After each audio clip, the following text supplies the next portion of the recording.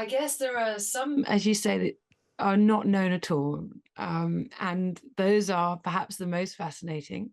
We've got stories of royals involved in suspicious deaths. Of course, the evidence isn't ultimately there, perhaps, to prove they did it. But I mean, we go through it all and you see it mounts up. There's Prince Ernest Augustus, who was Queen Victoria's uncle, who had a valet who died in very suspicious circumstances in St. James's Palace, ostensibly after having attacked um, Ernest Augustus, the Duke of Cumberland.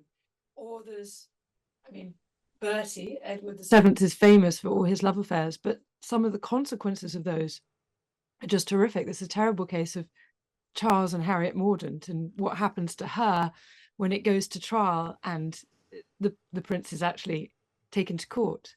But tonight's ones are all about wealth and opulence. And I think the real fun of this series was thinking about what makes a scandal. And when it comes to wealth, it's the question of, you know, you've got to uphold the dignity of the crown, but when does it tipple over into needless extravagance? Yes, and what do you say to HMRC, I suppose, as well? What about the kind of reception of these scandals at the time? Because now clearly there is a bit of a feeding frenzy. Royal scandals sell papers. How were these kind of scandals communicated to and disseminated? That's such an interesting question, because that is precisely in the nature of what defines a scandal.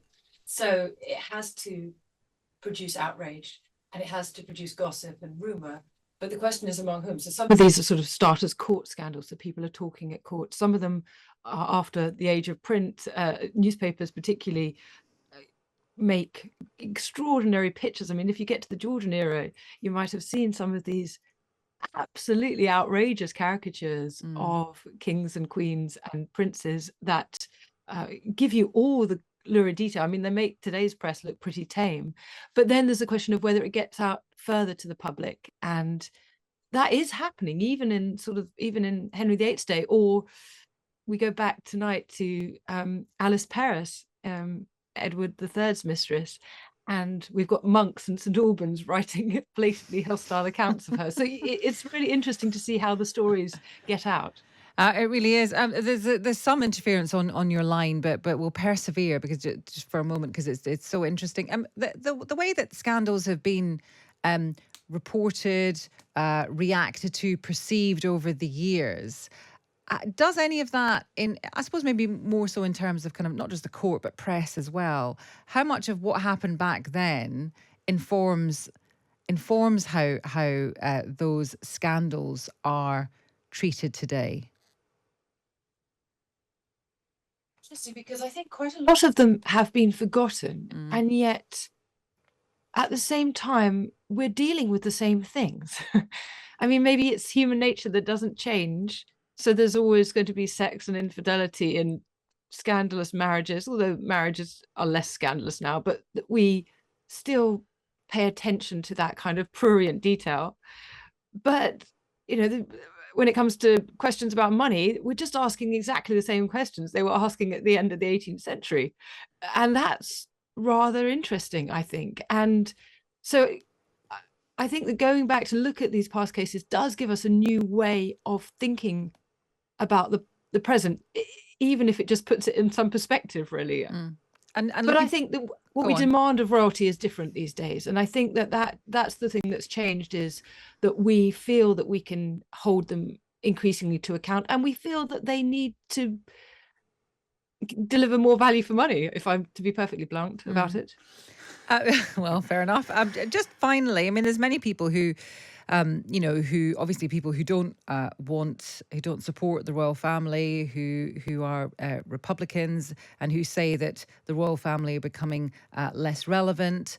It depends, I suppose, how you measure that relevance. Do you measure it by how many people watch a royal wedding? Do you measure it by how many people buy Prince Harry's book? I don't know. But what do you think then? You know, you've gone the other way in history. If you project into the future, Suzannah, I wonder what you think our interest levels will be in 50 years or so.